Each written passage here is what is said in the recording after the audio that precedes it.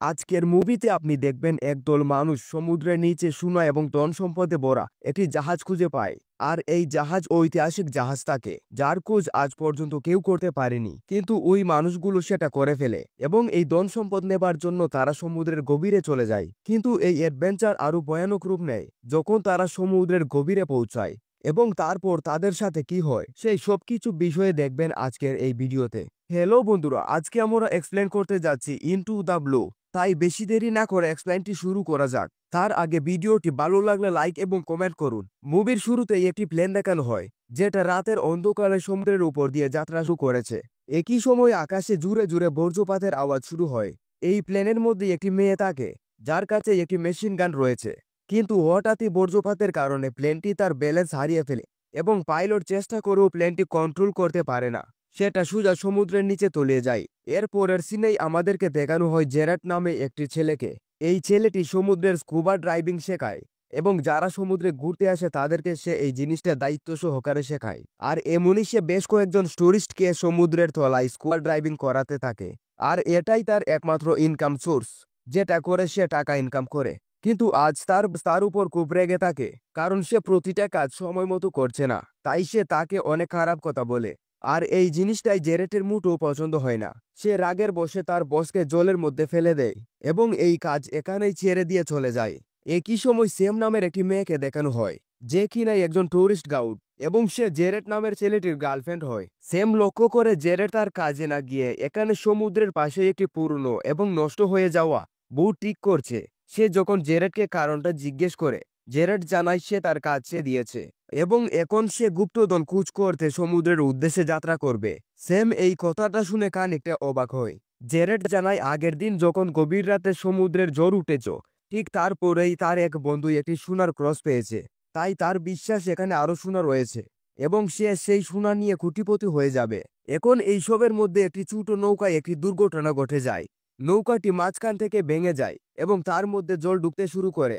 জেরেট এই জিনিসটা সঙ্গে সঙ্গে ঠিক করতে শুরু করে এবং এমন অবস্থায় তার গার্লফ্রেন্ড তাকে জানায় সে যেন সেই কাজটাই করে যেটা তার মন থেকে চায়, এবং তাতে খারাপ হলেও সে তাকে কখনোই ছেড়ে যাবে না।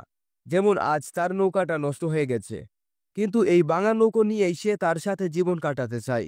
আর এখান থেকে আমরা বুঝতে পারি এদের দুজনের মধ্যে সম্পর্ক কত গভীর। এখন এই কথাবার্তা চলতে থাকে, ঠিক তখনই পাশে একটি বড় বোট এসে দাঁড়ায় এবং এই বোটে ববি নামের এক ব্যক্তি থাকে। সে ইতিমধ্যে সমুদ্র থেকে সোনা খুঁজে পেয়েছে এবং সেই টাকা দিয়ে সে অনেক বড় বোট কিনে নিয়েছে।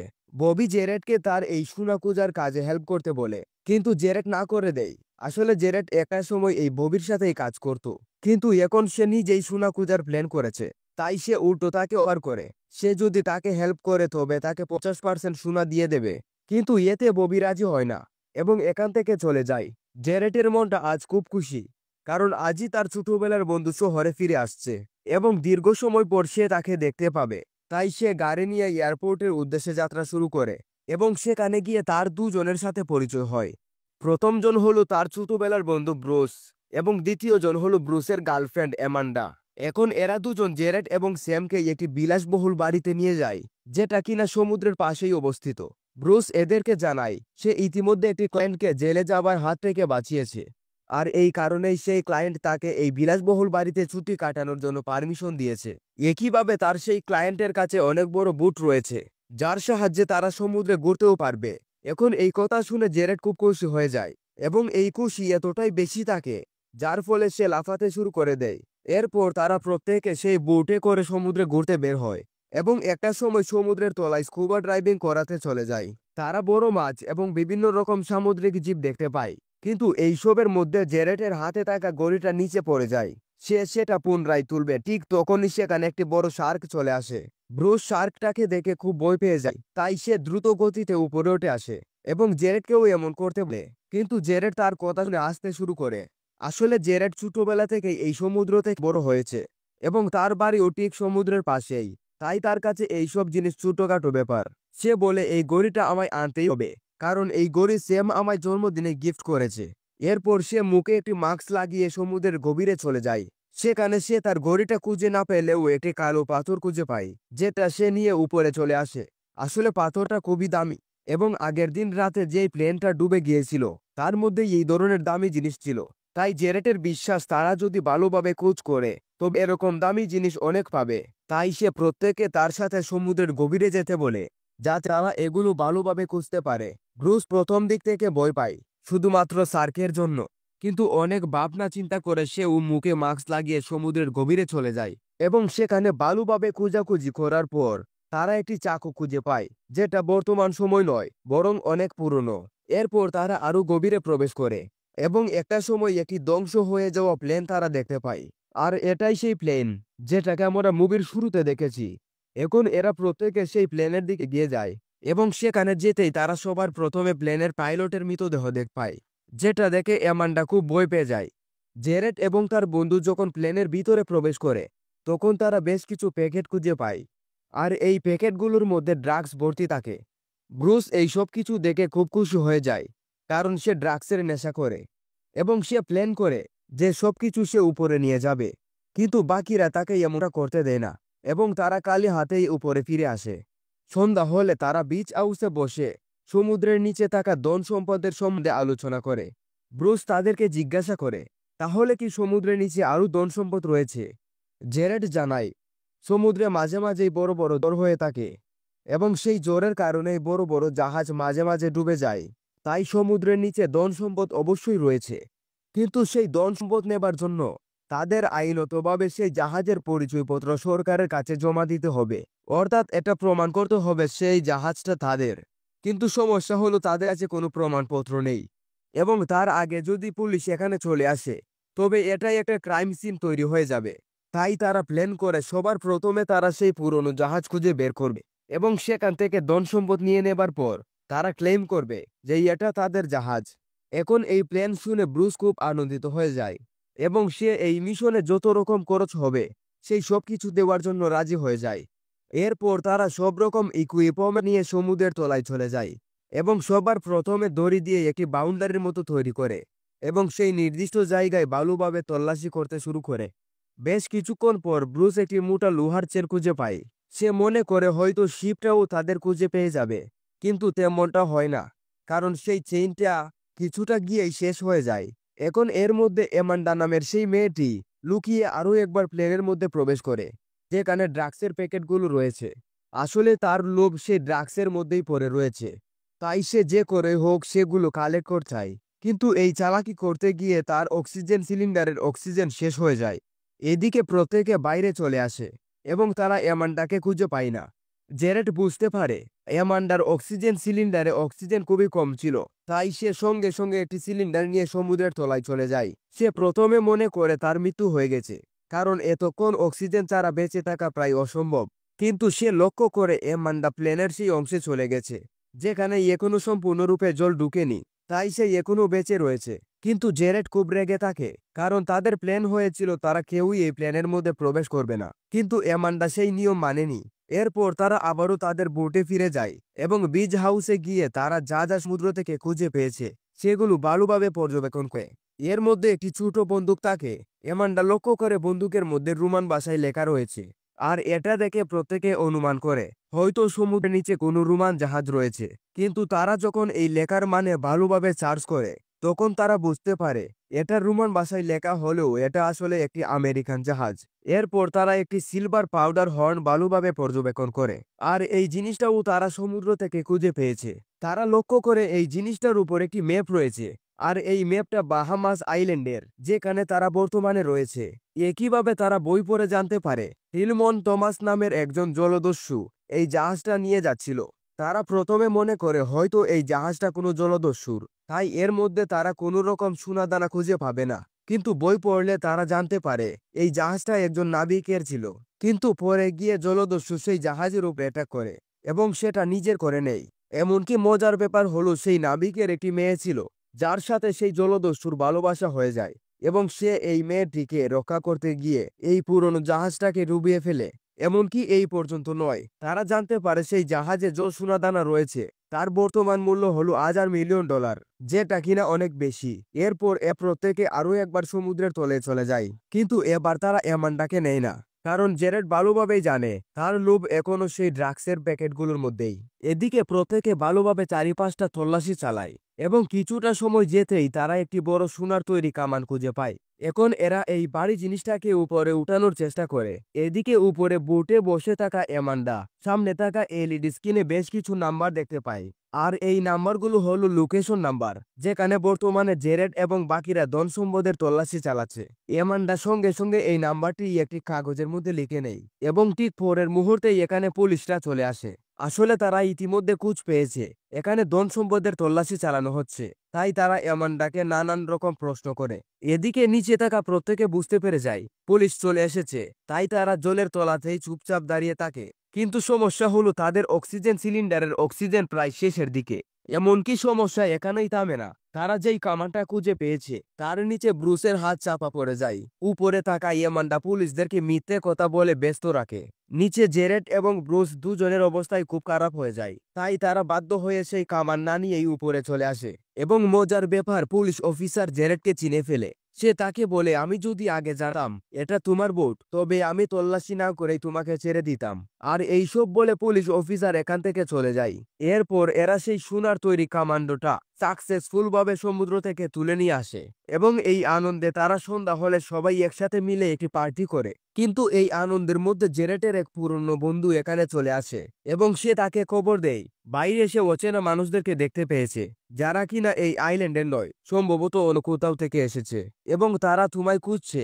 এখন এই পার্টির মধ্যে ব্রুস লক্ষ্য করে তার গার্লফ্রেন্ড এখানকার একটি লোকাল ছেলে যার নাম প্রিমো তার সাথে ডান্স করছে।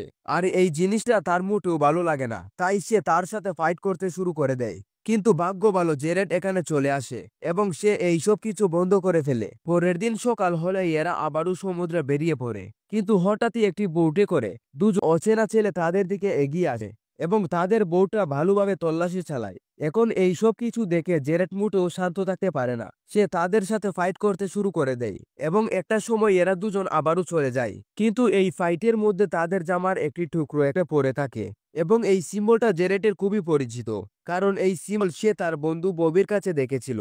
সে সঙ্গে সঙ্গে তার কাছে চলে যায় এবং তাকে সতর্ক করে দেয় সে যেন তার জাহাজ থেকে দূরে থাকে। বিকেল হলে জেরেট ব্রুসের সাথে প্ল্যান করে তারা বাকি ধন সম্পদ কিভাবে কালেক্ট করবে, কারণ তাদের কাছে ভালো ইকুইপমেন্ট নেই। ব্রুস তাকে বুদ্ধি দেয় তারা চাইলেই সেই শিপের মধ্যে থাকা ড্রাগসগুলো বিক্রি করে সেই টাকা দিয়ে ইকুইপমেন্ট কিনতে পারবে এবং তারপর খুব সুন্দরভাবে এই ধন সম্পদ কালেক্ট করতে পারবে। কিন্তু জেরেড এই ড্রাগস বিক্রি করার টাকা দিয়ে এইসব কাজ করতে চায় না, তাই সে না করে দেয়। আর এই জিনিসটা ব্রুসের মোটেও ভালো লাগে না, তাই ব্রুস তার গার্লফ্রেন্ডকে নিয়ে সেই রাতেই অন্ধকারে সমুদ্রে যাত্রা শুরু করে দেয় এবং অ্যামান্ডা তার সেই লিখে রাখা লোকেশন ব্যবহার করে সেই প্লেনের কাছে পৌঁছে যায়। পরের দিন সকাল হলে জেরেটের কাছে ব্রুসের একটি কল আসে এবং সে তাকে একটি লোকেশন দেয়, সেখানে তার সাথে দেখা করতে বলে। জেরেট কথা মতো সেখানে চলে যায় এবং সে সেখানে গিয়ে দেখে ব্রুস এবং সে পার্টি ক্লাবের ওনার ইমো এখানে বসে রয়েছে এবং এখানে এসে সে জানতে পারে ব্রুস তার কথা অমান্য করে সেই ড্রাগসের প্যাকেট সমুদ্র থেকে তুলে নিয়েছে এবং সে প্রিমুর কাছে বিক্রি করতে এখানে এসেছে। কিন্তু সমস্যা হলো এই প্ল্যান এবং ড্রাগসের প্যাকেটগুলো প্রিমুর বসের, যেটা সেদিন রাতে বর্জ্যবিদ্যুতের কারণে সমুদ্রে আছড়ে পড়েছিল। তাই সে উল্টো তাদেরকে ধমকি দেয় তারা যেন প্রত্যেকটা জিনিস সমুদ্র থেকে তুলে নিয়ে আসে, নয়তো সে তাদেরকে জীবিত ছাড়বে না। জেরেড এখানে চালাকি করার চেষ্টা করে, সে বলে সমুদ্রে একটাই প্যাকেট ছিল এবং এর বেশি কিছুই ছিল না। কিন্তু প্রিমুর বস তার কথা বিশ্বাস করে না এবং তার দিকে বন্দুক তুলে ধরে। জেরেড অনেক চিন্তা ভাবনা করে তাদেরকে বুঝায় সমুদ্রের নিচে থাকা ড্রাগসের প্যাকেটগুলো তুলে আনার জন্য তাদের কাছে সঠিক ইকুইপমেন্ট নেই, তাই সেগুলো কেনার জন্য তাদের $30,000 দরকার। বস এই কথাতে রাজি হয়ে যায়, সে তাকে $30,000 দিয়ে দেয়। একইভাবে সে তাকে একটি শর্ত দেয়, সে যদি এই কাজটা সম্পূর্ণ করতে না পারে তবে সে তার গার্লফ্রেন্ডকে মেরে ফেলবে। এখন বিচ হাউসে ফিরে আসলে জেরেড ব্রুসের উপর খুব রাগ দেখায় এবং স্পষ্টভাবে জানিয়ে দেয় তার গার্লফ্রেন্ড স্যামের যদি কিছু হয় তবে সে তাকে ছাড়বে না। রাত হলে জেরেড সেই টাকা দিয়ে একটি বড় জাহাজ ভাড়া নিয়ে নেয়, কিন্তু এইসব দেখে স্যাম মোটেও খুশি হয় না। সে জেরেডকে স্পষ্টভাবে বুঝিয়ে দেয় সে তাকে ভালোবাসে ঠিকই, কিন্তু প্রতিবার এরকম সোনাদানার লোভে সে বিপদে পড়তে পারবে না। আর এই কথা বলে সে এখান থেকে চলে যায়। এখন এরা প্রত্যেকে তাদের সেই নতুন জাহাজটা চালু করে এবং এমনটা করার ফলে জাহাজের ব্লু থেকে বেরিয়ে আসা জল সোজা সমুদ্রের তলায় ধাক্কা মারে এবং সেখানের বালি সরে যায়। এবং এমনটা হওয়াতে তারা প্রথমবার দেখতে পায় এখানে একটি জাহাজ রয়েছে। তারা সঙ্গে সঙ্গে নিচে যায় এবং সেই জাহাজের মধ্যে লেখা থাকে জাইপার। আর এই যে জিনিসটা তাদের মনে আনন্দ ফুটিয়ে তুলে, কারণ তারা জানে এই লেখা ব্যবহার করে তারা এই পুরো জাহাজের উপর ক্লেম করতে পারবে। কিন্তু এরা প্রত্যেক জানে তাদেরকে সবার প্রথমে সেই ড্রাগসগুলো বের করতে হবে, কারণ তাদের কাছে মাত্র 12 ঘন্টা সময় রয়েছে। তাই তারা সঙ্গে সঙ্গে সেই প্লেনের কাছে চলে যায় এবং সেখান থেকে ড্রাগসের প্যাকেটগুলো একটি তালির মধ্যে জমা করতে শুরু করে দেয়। তারা এই তালিটি একটি দড়ির সাহায্যে বেঁধে ফেলে এবং জেট উপরে চলে যায় এটাকে উপরে উঠানোর জন্য। কিন্তু এর মধ্যে সমুদ্রের তলায় একটি বড় শার্ক চলে আসে এবং এই শার্ক সোজা ইয়ামান্ডার উপর অ্যাটাক করতে শুরু করে দেয়। এদিকে উপরে জেট নিশ্চিন্তে সেই ড্রাগসের প্যাকেটগুলো দড়ির সাহায্যে উঠাতে শুরু করে, কিন্তু পরের মুহূর্তে সে লক্ষ্য করে ব্রুস এমান্ডাকে নিয়ে উপরে চলে এসেছে এবং বইয়ের ব্যাপার হলো এমান্ডার একটা পা নেই, সেটা শার্ক খেয়ে নিয়েছে। কিন্তু এসবের মধ্যে জেরেট এটা লক্ষ্য করে না তাদের ড্রাগসের প্যাকেটগুলো পুনরায় সমুদ্রের তলায় পড়ে গেছে। এরপর এরা এমান্ডাকে হসপিটালে ভর্তি করে, কিন্তু দুঃখের ডাক্তার তাকে বাঁচাতে পারে না, তার মৃত্যু হয়ে যায়। এই দুর্ঘটনার খবর স্যামের কাছেও পৌঁছে যায়। সে সঙ্গে সঙ্গে জেরেটের সাথে দেখা করতে হসপিটালে চলে আসে। অন্যদিকে সেই বস জেরেটকে কল করে এবং জিজ্ঞাসা করে তার দেওয়া কাজ কত দূর হয়েছে। জেরেট জানায় সে এটি বিপদে রয়েছে, তাই তার কাজ এটু কমপ্লিট হয়নি। আর এটা বলে জেরেট ব্রুস এবং স্যামকে গাড়ি করে এখান থেকে নিয়ে যায়, কিন্তু রাস্তার মাঝে প্রিমু তাদেরকে ফলো করতে শুরু করে দেয়। জেরেট ভালোভাবে বুঝতে পারে প্রিমু তার বসের কথা মতো এখানে এসেছে, তাই সে তার গাড়ি আরো দ্রুততার সাথে চালাতে শুরু করে এবং একটা সময় তার অ্যাক্সিডেন্ট হয়ে যায়। কিন্তু জেরেট এখানেই থামে না, সে তবু তার গাড়ি কন্টিনিউ চালিয়ে যায় এবং মাঝ রাস্তায় সে এই ড্রাইভিং এর দায়িত্ব ব্রুসকে দিয়ে সে গাড়ি থেকে নেমে পড়ে এবং প্রিমুর দিকে এগিয়ে যায়। এদিকে ব্রুস স্যামকে তার বাড়ির ঠিকানা জিজ্ঞাসা করে, কারণ সে তাকে নামিয়ে দিয়ে পুনরায় জেরেটের কাছে ফিরে যাবে। স্যাম এখানে একটি চালাকি করে, সে অন্য ঠিকানায় এই গাড়িটি দাঁড় করায় এবং তারপর সোজা একজন পুলিশ অফিসারের সাথে দেখা করে যার নাম রয়, এবং তাকে সবকিছু বলে দিয়ে সে তার সাথে চলে যায়। ব্রুস এই সবকিছু দেখে সেখান থেকে চলে আসে। এদিকে জেরেট প্রিমুকে খুশি করার জন্য তাকে সমুদ্রের একটি গোপন জায়গায় নিয়ে যায় এবং সেখানে লুকিয়ে রাখা বেশ কিছু দামি জিনিস তাকে দিয়ে দেয়। এবং এমনটা করার কারণ হলো সে প্রিমুকে তার দলে নিতে চায়। আর এই প্ল্যান কাজ হয়ে যায়, প্রিমু এখন তার হয়ে কাজ করার জন্য রাজি হয়ে যায়। অন্যদিকে স্যাম পুলিশ অফিসার রয়কে হেল্প করতে বলে, কিন্তু অফিসার তাকে বলে তুমি যেটা বলো সেটা এখন সম্ভব নয়, কারণ এই ধন সম্পদের পিছনে অনেক পুলিশ অফিসার পরে রয়েছে এবং তারা প্রত্যেকে তার মতো নয়। আর এই কথা বলে সে স্যামকে একটি ফোন নাম্বার দেয় এবং জানায় এই মানুষটি তার হেল্প করতে পারে। একই সময় প্রিমু জেরেটকে নিয়ে তার বসের বোটে চলে আসে, কিন্তু সেখানে তার বস থাকে না, তাই সে তাকে বন্দুক নিয়ে সামনে এগিয়ে যায় এবং জেরেটকে সেখানে অপেক্ষা করতে বলে। কিছুক্ষণের মধ্যেই কেউ একজন প্রিমুকে লক্ষ্য করে গুলি চালায় এবং তার মৃত্যু হয়ে যায়। জেরেট গুলির শব্দ শুনে সঙ্গে সঙ্গে ভিতরে চলে যায় এবং দেখতে পায় প্রিমু মরে পড়ে রয়েছে এবং একইভাবে তার বসেরও মৃত্যু হয়ে গেছে। আর এই সব কিছু ববিই করেছে, যে কিনা একটার সময় তার বন্ধু ছিল। আসলে ববি এবং প্রিমুর বস একে অপরের বিজনেস পার্টনার ছিল। তাই ববি জেরেটকে জিজ্ঞাসা করে সেই ড্রাগসের প্যাকেটগুলো কোথায়। জেরেট বুঝতে পারে সে যদি কিছু বলে তবে তার মৃত্যু হয়ে যাবে, তাই সে এখান থেকে পালাতে শুরু করে। সে সবার প্রথমে সমুদ্রে ঝাঁপ দেয় এবং নিচে গিয়ে কিছুক্ষণ চুপচাপ দাঁড়িয়ে থাকে এবং তারপর সে ববির বোটের নিচে ঝুলে পড়ে, যার ফলে তারা হাজার চেষ্টা করেও তাকে খুঁজে পায় না। অন্যদিকে পুলিশ অফিসার রয় স্যামকে তার বন্ধুর কাছে নিয়ে যায়, আর এই বন্ধু আর কেউ নয়, স্বয়ং ববি। ববি যখনই স্যামকে দেখ পায় তার মাথায় একটি নতুন বুদ্ধি চলে আসে। সে জানে সে যদি স্যামকে আটকে ফেলে তবে জেরেট অটোমেটিকভাবে তার কাছে চলে আসবে। এদিকে জেরেট যখন তার বন্ধু ব্রুসের কাছে পৌঁছায় সে জানতে পারে স্যাম পুলিশ অফিসার রয়ের সাথে রয়েছে। এখন এই কথা শুনে জেরেট সঙ্গে সঙ্গে তার গার্লফ্রেন্ডকে কল করে, কিন্তু ফোনটা ধরে ববি। ববি তাকে বলে তোমার গার্লফ্রেন্ডকে আমি অনেকবার জিজ্ঞাসা করেছি প্লেনটা কোথায় রয়েছে এবং সেই ধন সম্পদ কোথায় রয়েছে, কিন্তু সে কিছুই বলেনি। তাই তুমি যদি আমায় বলে দাও তাহলে তোমার গার্লফ্রেন্ডকে ছেড়ে দেব। জেরেট পরিস্থিতিটা ভালোভাবে বুঝতে পারে, সে তাকে পরামর্শ দেয় সে যদি এই ধরনের সম্পদ এবং ড্রাগস 50-50 ভাগ করে নেয় তবে সে তাকে লোকেশন বলে দেবে এবং এরপর সে ববিকে একটি লোকেশন দেয় যেখানে সে তার সাথে দেখা করবে। এখন ফোনের কথা শেষ হলে পুলিশ অফিসার রয় বিকে পরামর্শ দেয় তোমার ডিল কমপ্লিট হয়ে গেছে, তাই তুমি এই মেয়েটিকে ছেড়ে দাও। কিন্তু ববি তার কথা শুনে না। বরং তার বন্দুক দিয়ে অফিসার রয়কে মেরে ফেলে। অন্যদিকে জেরেড তার বোট নিয়ে সোজা ববির কাছে চলে আসে এবং এখানে এসে দেখে তার গার্লফ্রেন্ডকে তারা দড়ি দিয়ে বেঁধে মাটিতে ফেলে রেখেছে। আর এই জিনিসটা জেরেটের মোটেও সহ্য হয় না। সে ববির সাথে একটা ডিল করে। সে বলে, তুমি যদি স্যামকে ছেড়ে দাও তবে তোমাকে জাইপার শিপের সম্বন্ধে ইনফরমেশন দিয়ে দেব। কিন্তু ববি এটা বিশ্বাস করে না, কারণ জাইপার শিপের কথা সে শুধুমাত্র বইয়ে পড়েছে। সে বলে, তোমায় শিপের কাছে নিয়ে যেতে হবে না, শুধুমাত্র ডাক্সের ব্যাপারে ইনফরমেশন দিয়ে দিলেই সে স্যামকে ছেড়ে দেবে। এরপর জেরেড কথা মতো ববির সেই লোকেশনে নিয়ে যায় এবং সেখানে গেলে ববি দেখতে পায় অনেক ড্রাগসের প্যাকেট কুল অবস্থায় পড়ে রয়েছে এবং সেগুলো জলের মধ্যে ভাসছে। জেরেড তাকে বুঝায় প্লেন ক্র্যাশ হওয়ার সময় অর্ধেক প্যাকেট নষ্ট হয়ে যায় এবং অর্ধেক প্যাকেট জলের তলায় রয়েছে, তাই সে সেই অর্ধেক প্যাকেট তার কাছে অবশ্যই নিয়ে আসবে। আর এই বলে সে জলে লাফ দেয়। ববির কোথাও যেন গন্ডগোল মনে হয়, তাই সে তার গ্যাং মেম্বারদেরকে সমুদ্রে নামতে বলে, যাতে জেরেড বাকি ড্রাগসের প্যাকেটের কোনো রকম ক্ষতি করতে না পারে। অন্যদিকে জাহাজের ভিতরে বন্দি থাকা অবস্থায় স্যাম নিজেকে ছাড়ানোর চেষ্টা করে, কিন্তু তার হাত পুলিশ অফিসার রয়ের মৃতদেহর সাথে বাঁধা থাকে। সে বাধ্য হয়ে পাশে থাকা চাকু ব্যবহার করে পুলিশ অফিসারের আটটাই কেটে ফেলে। এমনকি এই পর্যন্ত নয়, স্যাম এখানে একটি চালাকি করে সেই চাকু দিয়ে এই জাহাজের পাইপ কেটে ফেলে, যার ফলে জাহাজের ইঞ্জিন বন্ধ হয়ে যায়। এই জাহাজটা যেই ছেলেটি কন্ট্রোল করছিল তার মনে হয় নিশ্চয় জাহাজে কোনো প্রবলেম হয়েছে, তাই সে ভিতরে প্রবেশ করে, যেখানে স্যাম আগে থেকেই একটি ফাঁদ পেতে রেখেছে, যার ফলে খুব সহজেই সে ব্যক্তিকে সেই কন্ট্রোল রুমের মধ্যেই বন্দি করে ফেলে এবং স্যাম বাইরে বেরিয়ে আসে। একই সময় ববি তার দলবল নিয়ে সমুদ্রের গভীরে চলে যায় এবং নিচে থাকা প্লেনটাকে তারা ভালোভাবে তল্লাশি চালায়। কিছু দূর যেতেই তারা প্লেনের মধ্যে একটি মৃতদেহ দেখতে পায়। তারা ভিতরে ঢুকে না, কিন্তু এখানে আমরা দেখতে পাই এটা হলো ব্রুস, যে মরে যাবার অভিনয় করেছে। আসলে সবকিছুই তাদের একটি প্ল্যান। তাই যখনই ববির গ্যাং মেম্বাররা অন্যমনস্ক হয়ে যায়, ব্রুস তাদের অক্সিজেন সিলিন্ডারের পাইপ কেটে দেয়, আর এভাবেই সে তাদেরকে মেরে ফেলে।